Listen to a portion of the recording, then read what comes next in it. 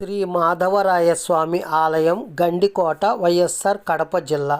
ఈ ఆలయం జుమ్మా మసీదుకు దక్షిణంగా కోట లోపల దీర్ఘచతురస్రాకార ప్రాంగణంలో తూర్పు వైపు ప్రవేశ ద్వారం ఉన్నది.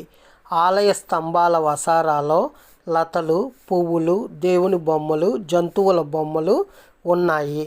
గండికోట అద్భుతమైన కొండగట్టు మరియు పురాతన కోట మరియు పురాతన దేవాలయాల నిలయం. ఇతర ఆలయాలు: గండికోట రంగనాథ స్వామి ఆలయం, వేంపల్లె శ్రీ ఆంజనేయ స్వామి ఆలయం, జమ్మలమడుగు నారాపుర వెంకటేశ్వర స్వామి ఆలయం, అలంపూర్ శ్రీ వీరభద్రస్వామి ఆలయం. గండికోట బస్టాండ్ నుంచి 1 కిలోమీటరు మరియు జమ్ములమడుగు కొత్త బస్టాండ్ మరియు రైల్వే స్టేషన్ నుంచి 18 కిలోమీటర్ల దూరం.